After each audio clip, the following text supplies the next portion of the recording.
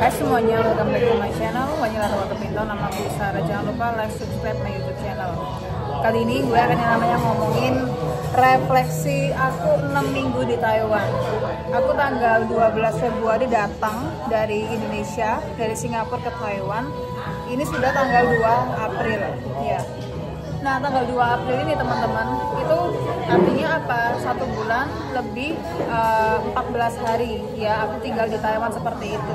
Berarti kan 6 minggu ya. Nah, kamu ngapain sih Kak ke Taiwan? Dan ekonomi di sana gimana?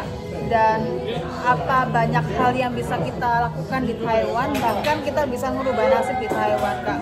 Gini teman-teman ya, luar negeri itu kadang bukan tempat yang cocok sama beberapa orang.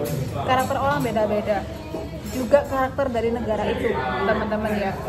Yang aku tahu dari Taiwan itu, karakter negara ini tuh adalah, meskipun brandingnya itu adalah negara yang aman, yang tentram, yang dimana-mana peaceful ya. Tapi aku menemukan di sini banyak banget kekurangan, bahkan lo bisa yang namanya kejebak dalam hal-hal yang gak enak. Ya, cara sukses di Taiwan kayak gimana sih Kak? Jadi simak dulu konten aku dan kan gue resepin. Nah lanjut ya teman-teman ya. Kalau kalian kepingin yang namanya ke Taiwan, apa yang harus aku lakukan Kak?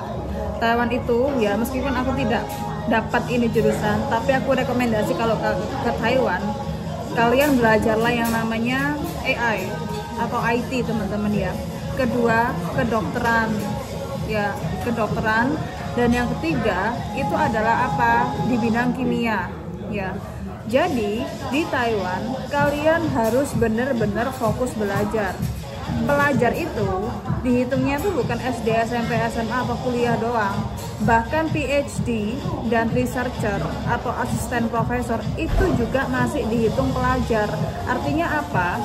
Kalian hanya diperbolehkan 20 jam bekerja atau kurang dari 35 jam seperti itu. Let's say 1 minggu ya, kalian paling cuma waktu 4 jam, 3 jam bekerja seperti itu. Jadi aku tuh nggak rekomendasiin kalau kalian masih kecil ya, masih kecil, let's say di bawah umur 20 tahun ya. Ada yang namanya beberapa ketertarikan orang-orang kenapa kok menyekolahkan anak-anaknya ke Taiwan dari dulu teman-teman, terutama di komunitas Chinese Indonesia. Itu karena Taiwan itu dibanding seluruh negara Asia, kita gaji terbesar loh untuk part time, dan anak-anak kita bisa belajar untuk cari duit seperti itu, dapat uang, kemudian mandiri, dan duitnya bisa dibuat sekolah ya. Kenyataannya kamu harus bisa yang namanya mempelajari bagaimana cara bikin sistem pekerjaan teman-teman ya. Artinya apa? Artinya sebuah sekolah dengan iming-iming kamu bisa kerja part-time itu adalah jebakan di Taiwan. Jadi negara Asia itu enggak didesain untuk yang namanya kerja part-time. Bahkan Singapura pun dengan gaji 70 juta kamu nggak bisa yang namanya sembarangan kerja part-time teman-teman. Nah, untuk yang namanya tidak terjadi penyesalan, yaitu adalah kamu kalau dapat informasi jangan ngawang ya, jangan cuman permukaannya doang, seolah-olah itu enak untuk yang namanya ke Taiwan seperti itu ya. Kalau kamu ke Taiwan, saran aku tuh adalah, 1, fokuslah sekolah dulu guys ya. Kedua, namanya juga kuliah ya. Taiwan itu bukan tempat untuk orang-orang ekstrovert, melainkan orang-orang introvert seperti itu. Makanya networking di sini nggak besar teman-teman. Networking mereka tuh ya di dalam kampus itu, bukan di luar kampus, terutama kalau kalian di bawah umur 25 tahun ya guys ya. Nah, another yang aku tahu dari teman-teman aku itu adalah kalau mereka ke Taiwan, mereka itu ngapain teman-teman? Lari dari kehidupan dia di negara dia sendiri, ataupun karena pekerjaan mereka yang cukup boring saat itu ya.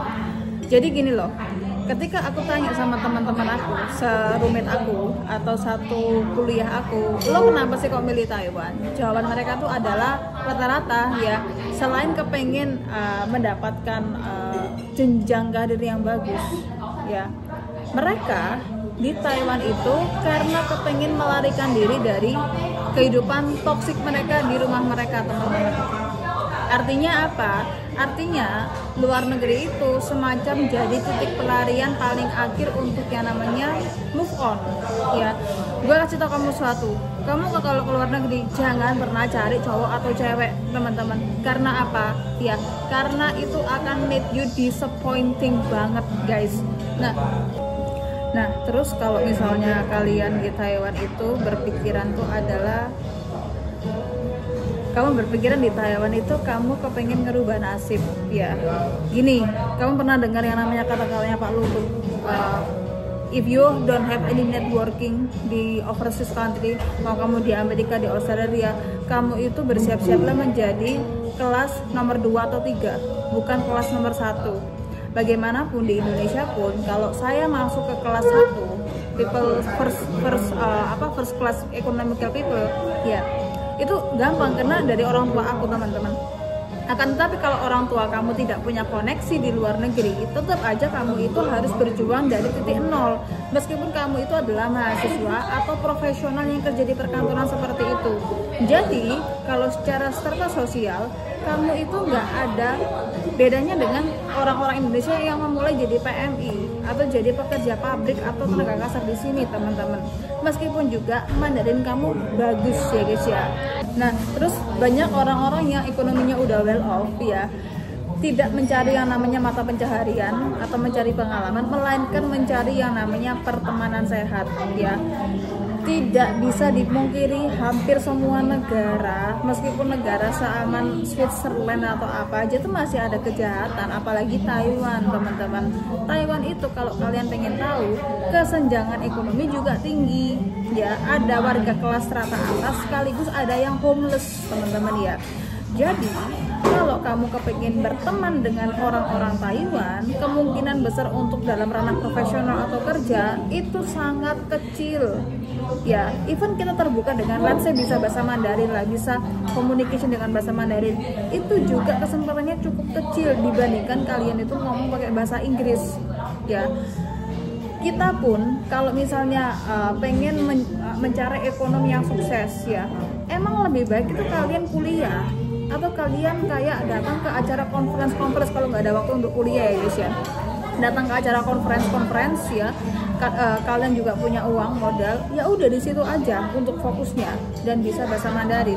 Do not ever expect kalau kita itu memiliki yang namanya keahlian bisa bahasa Mandarin, kita ekonomi well off, kita ketemu sama orang-orang lokal itu akan dibaikin. Nggak kayak gitu. Bahkan teman-teman gue aja tuh kena penipuan teman-teman, naruh uang di bank, uangnya itu cukup banyak yang habis gitu ya guys ya. Bahkan untuk beli-beli di toko-toko Shopee aja itu mereka sendiri tuh juga banyak yang ketipu sama toko-toko bodong teman-teman ya.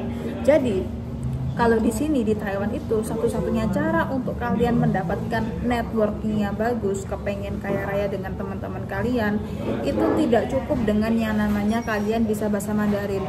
Kalian ya juga harus pintar yang namanya punya keahlian memilah-milah energi orang, mana yang baik sama mana yang nggak baik teman-teman ya. Jadi kesimpulannya apa? Di Taiwan itu pertama, carilah sekolah yang paling bagus teman-teman ya.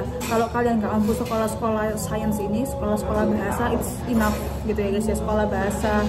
Bahkan kalau aku boleh bilang, mending kalian sekolah bahasa di Indonesia aja deh ya, mumpung kalian itu masih muda dan networking itu besar kebutuhannya di Indonesia untuk sekolah bahasa. Dan yang kedua itu adalah kalian harus pintar yang namanya punya kemampuan communication dan juga memilah-milah orang mana yang baik sama mana yang enggak. Udah gitu aja dari aku teman-teman, karena aku ada janji. I hope you like it. See you later. Bye bye and 再见.